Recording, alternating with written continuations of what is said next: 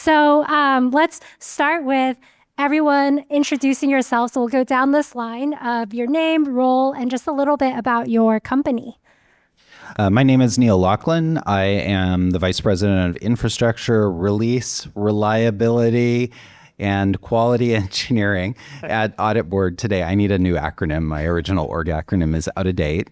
Like I said, I think I've been there for 2 years. Prior to that, I have been at some similarly sized 850 or so person companies, as well as spending some time at 2 very large companies, one with a very large building in San Francisco and another with a large portion of the Pacific Northwest under their ownership.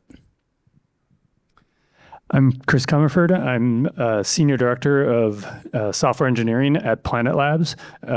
So I lead the infrastructure teams around our high-scale compute and storage infrastructure within product engineering. Planet is a satellite imagery company, an Earth observation company. So we manufacture satellites. Once they're in space, we operate them, downlink data to Earth. We do so on a near daily basis. So we process on the order of tens of terabytes of data every day, and we deliver that data and also turn it into solutions for our customers. Awesome. I'm Josh Lindstrom. I'm the Senior Director for Data and Analytics for a company called Trace3. We are a large systems integrator, covers all the United States. I'm responsible for all go-to-market, partner ecosystem, delivery, and all things data analytics, AI, and machine learning. We recently have absorbed the observability team as part of our data and analytics side of the house, which is an interesting dynamic that's kind of changing. You're seeing those lines blur very well nowadays.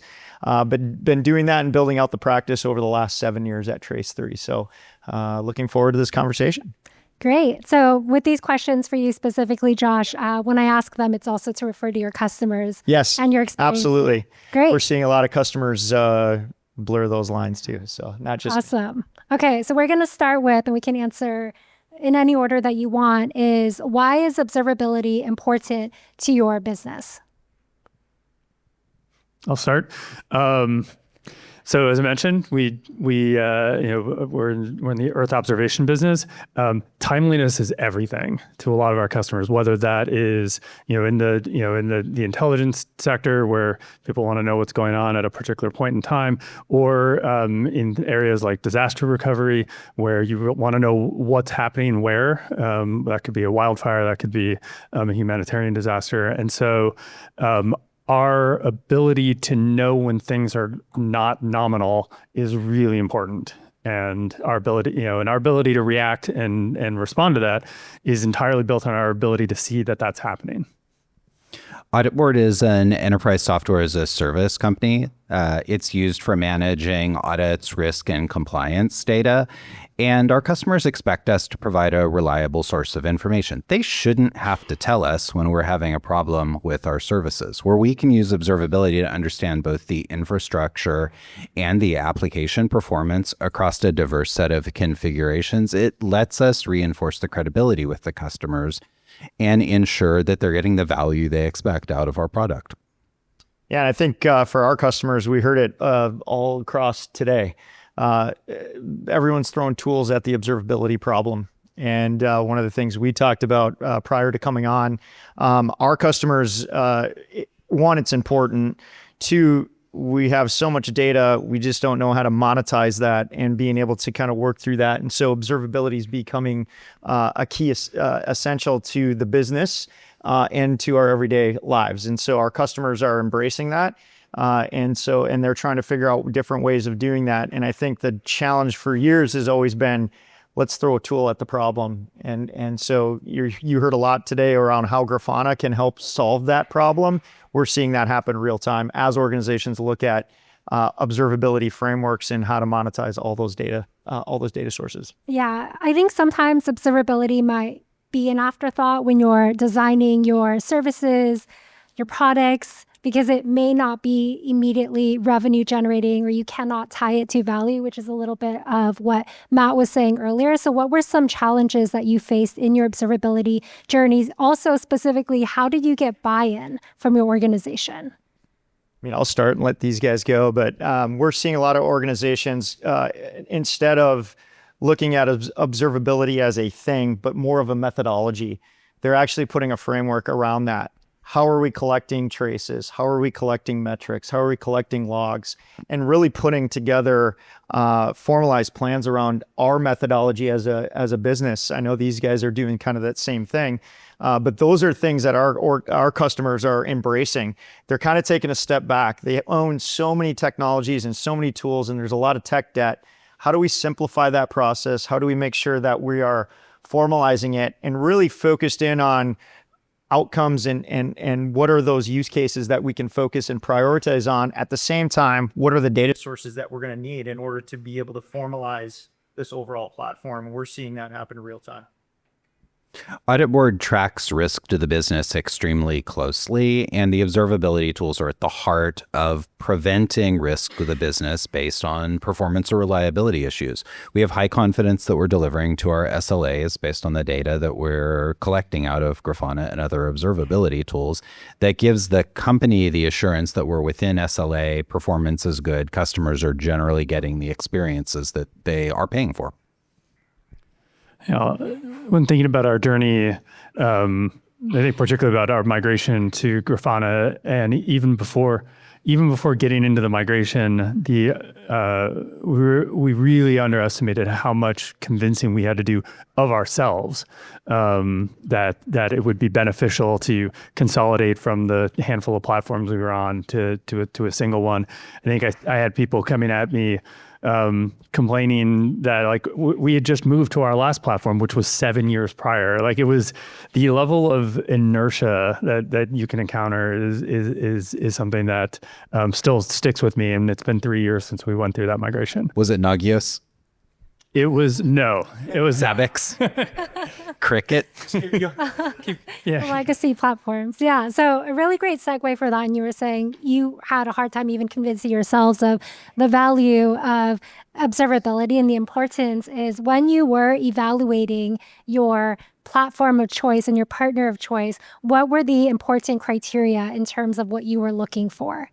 Yeah. So for us, I was actually pretty open with the vendors that we were working with, and we mostly, because it had come up earlier, we mostly focused on vendors products we were already working with. Like we had Grafana in house, and so we wanted to look at Grafana Cloud as an example.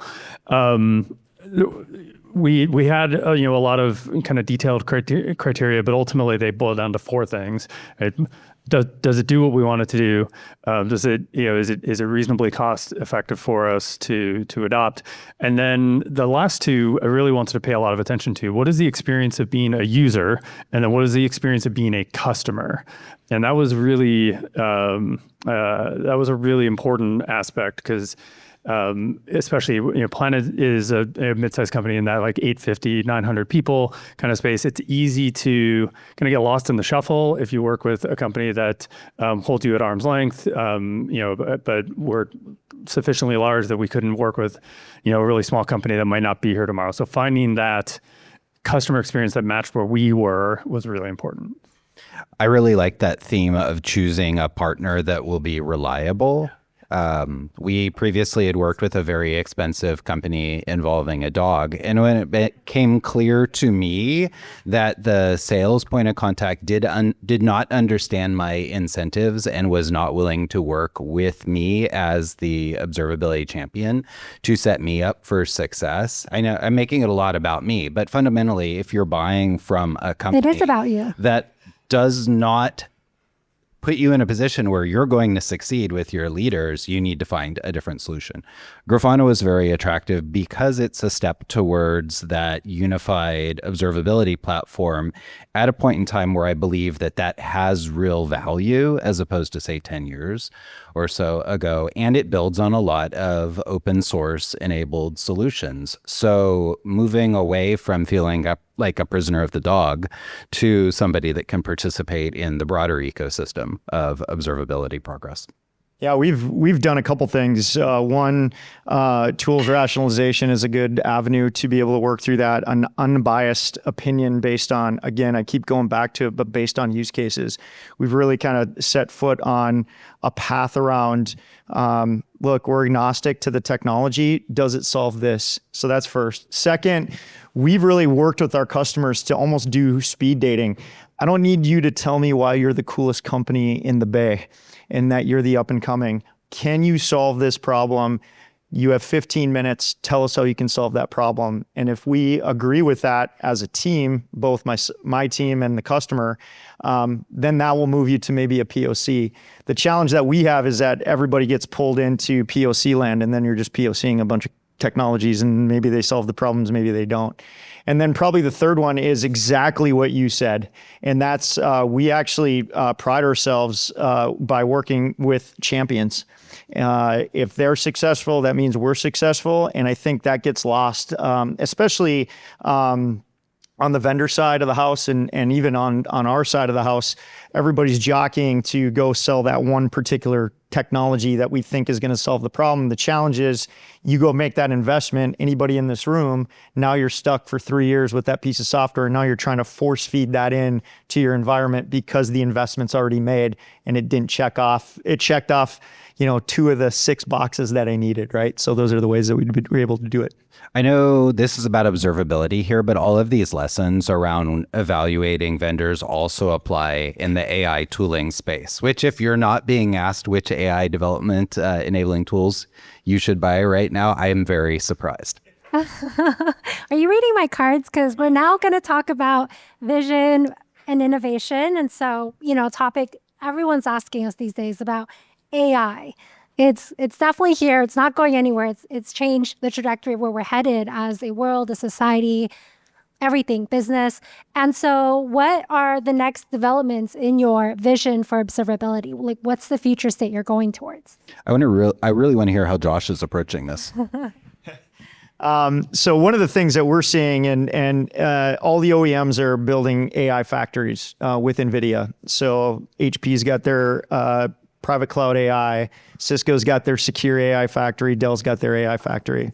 What's happening is you're leaning on Kubernetes and containerizing those GPUs and being able to make, hey, if you're a data scientist, you need certain GPUs, and then you call the next day and say, well, I want his GPUs because I got workloads that need to happen.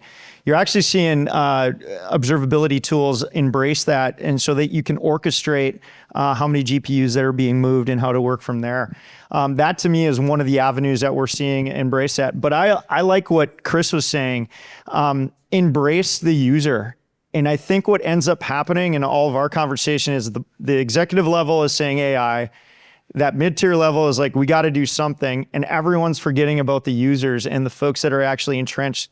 We're actually telling our customers, let the users embrace innovation. If you lock them down, they're not going to leverage AI because somebody may come up with something the executive team never thought about, the leadership team never thought about, because they're in the environment every day.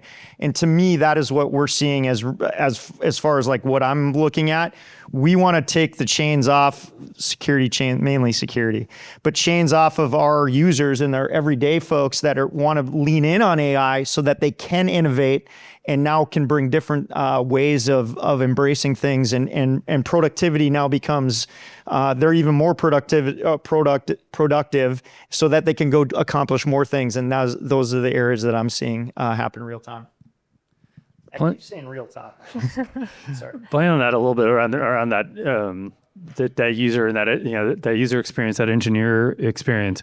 Certainly at Planet, we are testing all sorts of things. Every week or month brings something new. And the one thing one thing that can absolutely derail that, of course, is a major incident where we have to do a lot of digging, a lot of manual effort. And so when I think about, I guess, AI as it pertains to observability, is like, how can, knowing that there's a lot of uncertainty about what our engineering teams will look like, what our product teams will look like over time,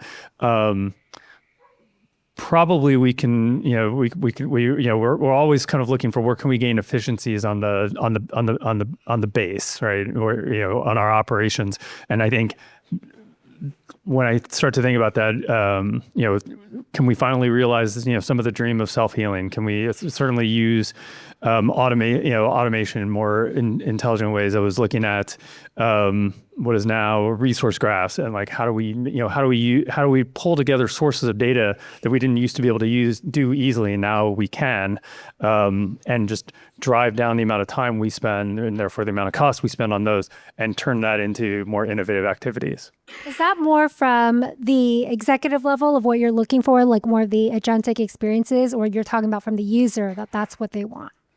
Certainly a lot of the stage is being set at the executive level, but we have, we are a data company. So at the end of the day, we have a lot of people who are enthusiastic about AI and data overall. And so this, kind of starting to just scratch the surface of what are the opportunities we can get in this particular way. Yeah. Sorry, Neil, you were going to say something. The tactical element of this, in line with what Chris was calling out there, that I'm very excited about is in the space of anomaly detection. I feel like we're finally bringing together a way to extract meaning from the time series data, the quantitative data we've had for decades at this point. Historically, finding anomalies in observability data, telemetry coming off of systems has been easy. It's the lack of ability to interpret it without a human going in and saying, important anomaly, unimportant anomaly, unimportant anomaly. I should look at this someday. There. My hope is that we can eliminate the very boring human job of alert configuration very quickly here and leverage some of the ability to establish meaning associated with the data that a system like Grafana collects and get us out of alert thresholds. We hear that all the time. That is such a big pain point right now, and it's a problem I think a lot of people are solving. So that's a really great call out. And then back to what we were talking about. Just real quick on that. Sorry. And Neil, to your point, alert fatigue is a real thing. Let's eliminate that. But such an easy use case is anomaly detection and predictive maintenance in this world around AI. So if you're scratching this or trying to figure out what's the primary use case, simplify it down and go after anomaly detection or predictive maintenance and leverage AI to go do some of the things to let your team not get alerts at 3 a.m. Love it. Yeah, and customers at this point, a lot of them just come to us and say, we want to send you all of our data. You tell us what we should keep, what's important, and then what to do with that data and how to action. They don't want to do that sorting ahead of time. And there's also that healthy tension between when we're talking about the executive level and the end users is they sort of want different things and are prioritizing different things. The end users don't want the change management. They want to use the same query language and the workflows that they had before. And then typically with the execs, they want the magic. They want to see what's next, or the visionaries of their company. So that's always an interesting dynamic to navigate. Okay, so let's talk a little bit more about AI. Is how do you see, and we touched about this, but how is this shaping the future of observability in terms of generating new insights? We're talking about alert configurations, service maps, agentic experiences. Is there anything else that you're seeing out there? I mean, I think one of the things that gets lost is we talk to a lot of customers, and you mentioned it, Chris, a little bit around leveraging our existing technology, configuring it to work together to go get the outcomes that we need. And then every single technology that you're looking at, whether CrowdStrike or like everyone has AI built into it. So embrace those and figure out what that's because they all can kind of do a little bit of something, but not a lot of everything. And so if you're embracing that and that mindset of leveraging what you currently have as far as tech goes, configure it to work together, and then only build net new if the use case demands it, then that's where that's where I'm seeing a lot of folks embrace it. Because again, all the tools and technology will say it's AI is embedded into it.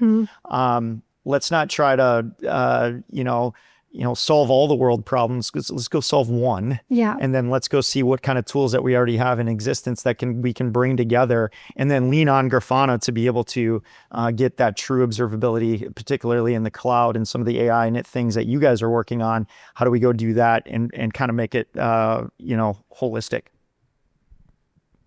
In 2015, I deliberately picked different observability solutions for the small to mid-sized company I was working at.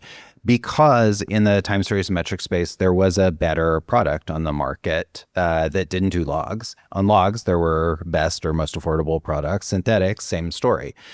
I really do think, though, that, like I said earlier, the story has changed around consolidating all of that information into a view where you're getting the benefits of AI across the different elements of the telemetry and creating the insights that then guide people to go take action. So that's interesting. I was talking to a CTO recently, and he saw where potentially we're going in this space is a decoupling of the data management layer and then potentially another layer on top that's doing the processing and all the AI magic. Is that something that you're seeing as well, or?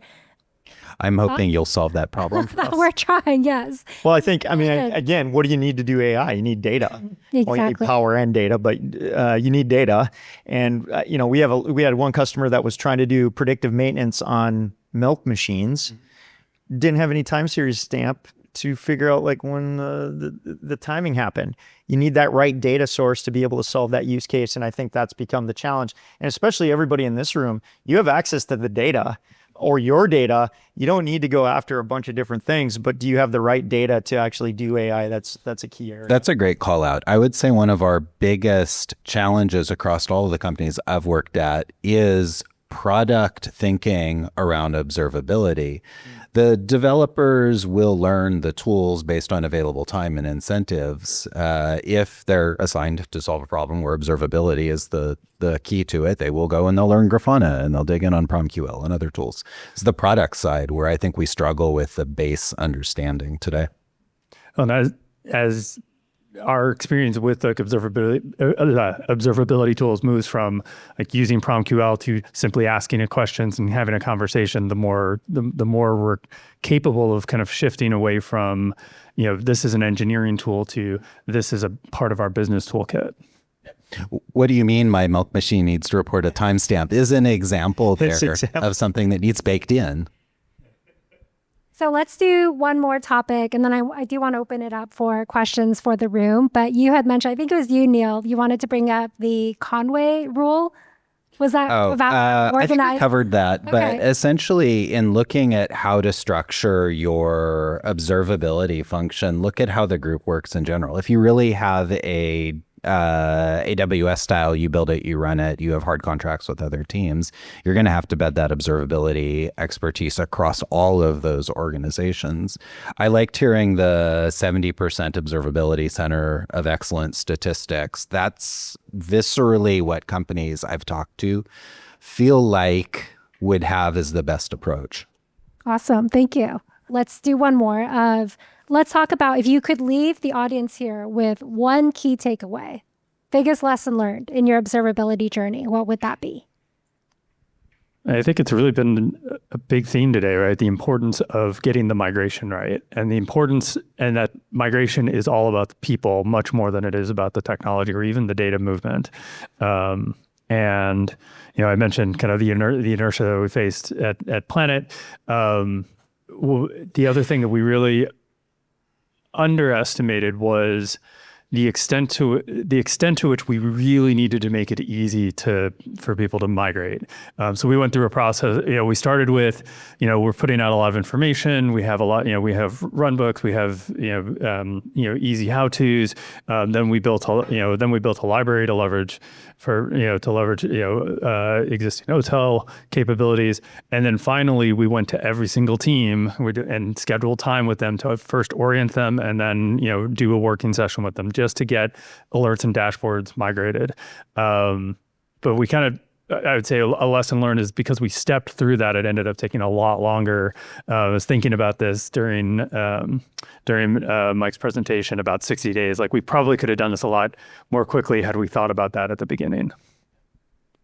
Reach across the aisle. The business analytics team are building data lakes, and they're solving business analytics problems, but IT operations and observability are doing their thing. The cybersecurity team is creating cybersecurity lakes because they all have data. how can you embrace all of those to be able to go after some of those outcomes that you're trying to go through? And that's where I'm talking about you're seeing the lines blur, because before the data analytics team, they were just building their data platform. They were leveraging Databricks and Snowflake or whatever it is, or landing data in BigQuery or whatever it is. In observability and IT ops were doing their own thing. And then the cybersecurity team was doing their own thing. My biggest thing, and then you layer in DevOps and a bunch of other things, reach across the aisle, have a plan, because what we try to go do is build an architecture that you can plug and play technologies, right? We saw probably 8 months ago, everybody was raising their hand. I got to get off Splunk. And they were like, we got to get off Splunk. It's expensive. They changed the mind. And then what organizations started figuring out is all my business logic and the key data is in Splunk. I can't get rid of Splunk. I can augment Splunk, but then how do I go tie in some other technologies to be able to go do that? And then our data and analytics teams are building out their data lake. What are they doing? Let's go figure out what they're doing, and maybe I can monetize some of the data that's being pulled in the observability platforms, and then whatever security is doing, tying all those together. That's what we're trying to do. And it's been siloed for years, and I get that because use cases are different, but there's a ton of data. Maybe that data can be valuable to the folks on the observability team. Great. Josh's answer is great. The only thing I would add, if I had time travel, is I would go back and say, tag who owns the data as early as you can. The cost element of this is something that's been touched on repeatedly. Time and time again, I've looked at a situation where we've had an observability solution in place, but the question has been raised, are we getting the value out of it? Can we continue to afford to use this solution, or do we have to pivot to a totally different approach because the return on investment is not perceived to be there? So know who's spending your money. Yeah, awesome point. And I would just say lean on innovation. I heard some of the folks from the Grafana side were the Fivetran folks. We partner heavily with Fivetran. We're trying to incorporate them on some of the use cases on log files and different things from that side, because it's always been just business analytics and what can we pull from there. But again, I think one of the things that you touched on was, the approach of opening it up and working through it and leveraging a tool like Grafana, but leading with innovation. There's all kinds of technologies out there. There's startups that are coming up. Have an arm to that innovation team, and not that you're going to go test everything out because everything will be beta, but have a pulse on some of that, because it might be able to help you, and then embrace what Grafana is doing. Get those things in beta, work through it, and then be able to let your users innovate, right? Type of thing. And to that point, I think it's your ability to build community around innovation, like the building around observability, you can certainly do around operational effectiveness, you can certainly do, but innovation's exciting. Mm-hmm. Innovation's energizing. People bring their own challenges to the table that they want to solve, that the data that we gather can help address. And in a way, like thinking back to a couple of years ago, a real tipping point for us was when we, in our main observability Slack channel, we moved from it being majority, our lead observability engineer, to people showing each other stuff. And as soon as that started happening, as soon as we started really seeing that kind of championship and conversation, we realized, there's a lot more we could do here. Yeah, and the community aspect isn't just limited within your organizations. I think events like this, I was just talking to someone about this, it's good to get out there and see what other people are doing, what are your competitors doing, and know that you're not solving these problems in a silo. Someone probably has the same problem that they're trying to solve, and it helps give you confidence that you're headed down the right direction. Okay, so we're very close to wrapping up. Any last minute things? We have a question right there. Here, I'm going to start passing this around. Do you mind if I step back there? Okay. So question is for Neil. I know you are doing the transformation and moving to Grafana, but do you have current problem of tool sprawl, or you are doing one-to-one replacement of Datadog to Grafana? We did a one-to-one replacement of Datadog to Grafana our migration was not as smooth as Mike's. There was definitely some discovery along the way and what translated. But now that we have Grafana as the central footprint, we're exploring how to bring more of the diverse set of tools we have in place into the overarching Grafana set. And we're excited about the ability to tie the tools together and increase create a much more connected observability platform. Logs is the next big challenge we're exploring. And then Neil, are you embracing open source too as well as part of that? We have migrated off of being trapped by the dog to OTel as a solution, and that opens up more doors for us ahead and more ability to integrate. Yeah. So do you have any tools or on-premise workloads, like kind of network observability? We have one on-prem customer and the other 2,700 plus are all in the cloud. And I want it to be increasingly on the cloud over time. Well, you're seeing inexpensive object storage on-prem where you can land that data, organize it in Parquet, create that type of, and it's not just dummy object storage anymore on-prem, right? Like there's alternatives and options, and then layering it in from there, right? So those are some of the avenues because we're seeing a pendulum swing back. Like, hey, it's all great to build things in the cloud, but there's got to be an on-prem strategy around CapEx, OpEx, all these things that need to be in play. And oh, by the way, we have all this gear. We're not going to migrate everything to the cloud, right? We had a question here, and then we we don't have the mic, so we'll repeat the question.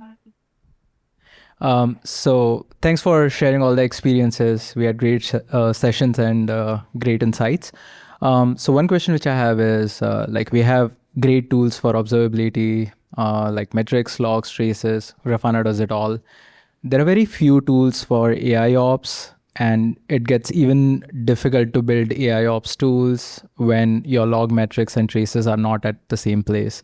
So can you share some thoughts or experiences in building AI ops tools? Like DevOps and SRE, it's one of those terms where I always want to know, what do you mean when you use that term? So I just want one tool, like when I'm on call, sleeping, and when I get waked up at middle of the night, I just want to first of all, I want the problem to be remediated or resolved by itself. And let's say if it needs a manual intervention, I should have just one click where I can review some things and then just click it and try to resolve it. I'm very fortunate that I'm at a company that had a very solid control plane laid over Kubernetes and a 99.99% cloud infrastructure solution. But I'd love to know how Josh and Chris address this. Josh in particular probably has seen a variety of things.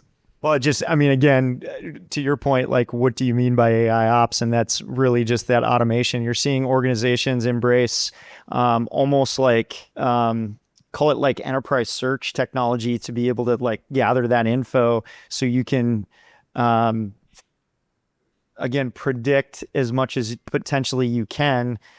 There's now, again, I don't think there's one tool that rules them all. I think it just depends on the avenue that you're looking for and the flavor. We're seeing AI ops be leveraged on-prem, the containerization and the Kubernetes side of the house of orchestrating and automating that, having a control plane across as much as you can. The challenge with that is that things are in a bunch of other different data centers, right? It's not just in one single data center. You have a control plane that answers all the questions and you're orchestrating it that way. So we're seeing that happen across the board, but I don't know of one tool. We've got a whole group of innovation folks that are focused in on, because that's a topic of demand. Like that piece of like not being woken up at 3 a.m. is the real thing. People don't want to do that anymore. I work from home all day. I want to sleep. Let's go, type of thing. So, but maybe we could take that offline and I can get you, we've got a newsletter and a write-up that I can share with you on some AI ops stuff that might be some up and coming ones. Thank you. I would love to chat about it. Thanks.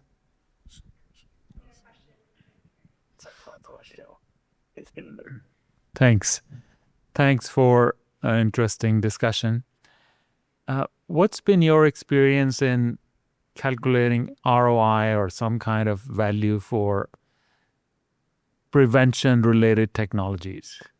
Like, let's say you do anomaly detection or you prevent things from happening. How do you calculate ROI on that? I'll start and I'll preface it by saying we're still pretty nascent with really calculating ROI on an ongoing basis. I think the thinking about the previous presentation, the thing that we have been able to do is show where we've been able to reduce costs elsewhere. So a good example is, one of the things that we were really able to see with Grafana was the utilization of our Kubernetes clusters. So we run, about 15 clusters now, and we could see where we were having, where our utilization was 25%, 20%, and could figure out where, and could really dive in and figure out where that was happening. So we've made really significant reductions in our cloud costs because we were able to see what was going on, and then by having that data constantly being gathered, we were able to show that steady progress. Yeah, there's this concept that I always talk about of ROI is, hey, we're going to rob Peter and we're just going to pay Paul, and we're just moving the problem from here to here. And we see a lot of organizations do that. I mean, I use the Splunk example as a prime example. Everyone's like, get out. Well, we're just moving it from here, and now you're paying Google. Right? Or AWS or whatever that is, right? And so we've really worked hard. I keep going back to use cases, but leaning on the use cases that are business driven, prioritizing those, helping prioritize data sources, because again, there's several data sources that you can pull from. But I think what gets missed is the prioritization of the use cases to be able to show actual ROI. That's first. Second, I talked about a little bit before, but leaning in on AI to show productivity. We had to do it internally because our board wasn't going to embrace any sort of AI tool. They just weren't. We're a systems integrator. They're like, you partner with somebody to go do that. We had to go lean on very precise metrics to show productivity over a 3-month, 6-month window. That's challenging because now you're calling out people on everyday tasks that should be doing. But what it ended up happening is innovation kicked in, and now folks were doing other things that just made them more productive. Now we go from 10% productivity to 20, 25%. That's a big jump. And even little small jumps like that, look, we're not going to get to 60% where I can sit back and do AI ops and nobody answers, right? We can actually show some productivity to get an ROI back. And it's not always about, look, I cut cost on this piece of software to gain this piece of well, you're just, again, now you're dealing with a bunch of contracts and software selling type of thing. We focus in and help build out those metrics around productivity and really harden in on them, right? It's a hard thing to do, but we're helping organizations build out those things so that we can show ROI, maybe in soft dollars to start, so then we can make moves in other areas. I wasn't joking when I said, hey, Matt, can we steal your deck earlier? I think that's the sort of framework that speaks to executives in establishing the value out of a particular strategy. Much like Brian, I tend to enter companies at a point where they say, we have this problem. Your resume suggests that you're good at solving the problem around revenue at risk related to customers that are having quality, performance, reliability issues. During the interview process, I say, hey, if you hire me, we will record more incidents. You should expect the incident count is going to go up because I'm going to be investing in a set of areas that let you know what your customer experience actually is. And the success of the organizations that I'm a part of is generally demonstrated by reducing the number of customers and the revenue at risk for quality, performance, and reliability related reasons, plus shaping the roadmap for the platform and the scale capabilities, so that we can move what we call scale pioneers up to ever bigger deal sizes with more data and more value to the customers over time. Well, I think you hit it on the head, Neil. Like, and there's Grafana folks in this room, but are we pressing on Grafana to be able to show some of the slides that we saw today, right? Like, are we pressing that to go look at a true ROI? and I say pressing on Grafana because they're in the room, but the other vendors, like pushing them a little bit and outside of their comfort zone. It's not just a negotiation on the actual contract, but how are you showing ROI to your customers and being able to do that? And to your point, Neil, we saw some great slides today that tell a great story that you can go to the executive team, and it's not because I like Grafana, but there's actual true ROI here, and we can go show that. Absolutely. You can and should be making that ask of us. And we try to be proactive in that sense, but we're also looking for the collaboration of what do you need to continue to justify the investment and improve the value. So love that. All right, everyone. Thank you so much. We will see you.